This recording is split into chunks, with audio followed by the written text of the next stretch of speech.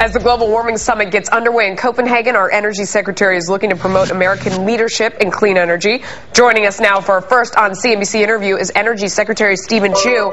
Thank you so much for joining us. I know today you are announcing $100 million in advanced research projects. Tell us about that. Well, this is a new program that started to fund projects that would literally hit home runs. Instead of going through incremental improvements, we decided to set aside as part of the Recovery Act, but also it will be a continuing program, a program that will look at things that are truly innovative, that would transform the way we do things. Secretary Chu, I've covered energy for a long, long time, and I know it sent a big message to the sector when someone was appointed to head the Energy Department who was not a veteran oil guy, who was not in the oil industry, who instead was a scientist and was all about clean energy. Do you worry about that message to our partners around the world, like Saudi Arabia, like OPEC, when we do still need them? I mean, we can't say that we don't still use a lot of oil. We need a lot of energy. Are you worried about that message? No, not at all. I think, as you put it, the United States is going to be continuing to use fossil fuels, oil especially. It is an incredibly important transportation fuel. But in the meantime, we also know that we have to set a path forward, and an aggressive path forward, to transition away from our traditional uses of energy, to seek higher energy efficiency, renewable energies. And we do also recognize that we're now importing 60% of our oil. We want to decrease those imports. The Saudi Arabians have customers, many customers. Sorry, I didn't mean to cut you off, sir. Secretary Chu, question. Obviously, today's first day of the Copenhagen Global Warming. Let me get your public comment. I haven't heard you yet. The East Anglia data problem, the email problem, which many say cast doubt over the accuracy of the global warming email data, cast doubt over the accuracy of the global warming models. Does this flap undermine the global warming case generally and in Copenhagen?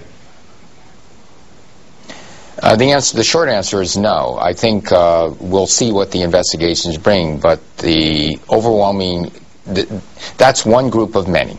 But there's overwhelming evidence that suggests that the basic message, the basic feeling that the scientists have, the climate scientists, are that it really is unchanged. Now, what some of on the face of it, and their agencies are going to be investigating themselves, we'll see what happens, but the major message still remains the same.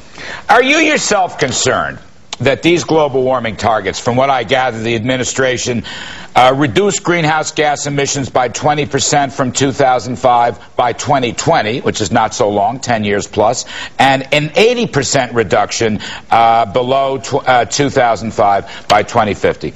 The Department of Energy has run models on the economic impact of this, and it is devastating. The economic consequences are devastating. Is this something that concerns you? Well, the models that I know about, I'm not sure. I disagree with the fact that you're saying that the models are devastating. The models I know range in terms of the cost going to, for example, 2050. It's not only the Department of Energy, but it's the IPCC, the Stern Review report, and a number of agencies say it will cost somewhere between, in total, by the time you're at 2050 and you get this 80% reduction for developed countries, something between 1 and 3% GDP. The cumulative cost is very, very small. Okay. Sorry, the cost of inaction is substantial. I want to ask you about the front page of the Wall Street Journal today. There's an article about businesses fuming over a new EPA rule that would essentially label carbon dioxide emissions a dangerous pollutant and endangerment. And what that means is they would have to make costly changes to machines, to the way they do business as a result of the new rule. Are you worried that this is a big tax on business at a time when we're in a recession? Well, the EPA is doing what the EPA has to do. They are looking at the evidence. But having said that, as Secretary of Energy, we are focused on trying to create new technologies, disseminate, deploy the technologies we now have in order to decrease our carbon emissions, especially energy efficiency, but many other technologies. And going back to the announcement today, also to lay the seeds so that we can get to our goal of reducing our carbon emissions by more than 80% by mid-century, where we still have a very thriving economy. So this is a part of the long-term game plan. But Secretary Chu, just one more. The Department of Energy has estimated that really millions of jobs lost and hundreds of billions of GDP lost from the global warming, from the cap and trade, from the emissions constraints. I mean, there's an economic cost to the warming issue. And as Melissa said, obviously, we are in a very sluggish economic situation, just coming out of recession, if only barely. What is your take on your own department's estimates on the economy? Because they've been quoted around by many, many economists who are concerned that whatever gains we might get on warming, whatever theoretical gains, the actual economic consequences will not justify those small warming gains. Well, I'm not. Again, the EIA, which is the part of the Department of Energy that makes these things, I don't think are really as saying it in that way, in that tone.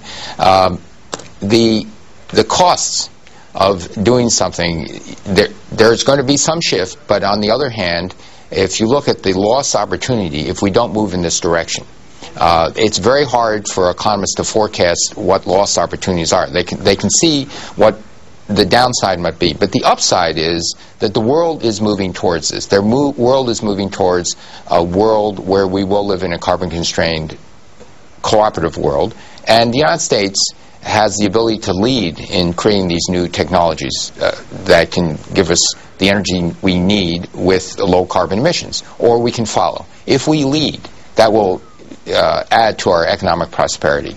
All right. Yep. Secretary Chu, thank you so much for joining us today. We do appreciate your time very much. Right. Thank you, sir. Thanks. Appreciate it.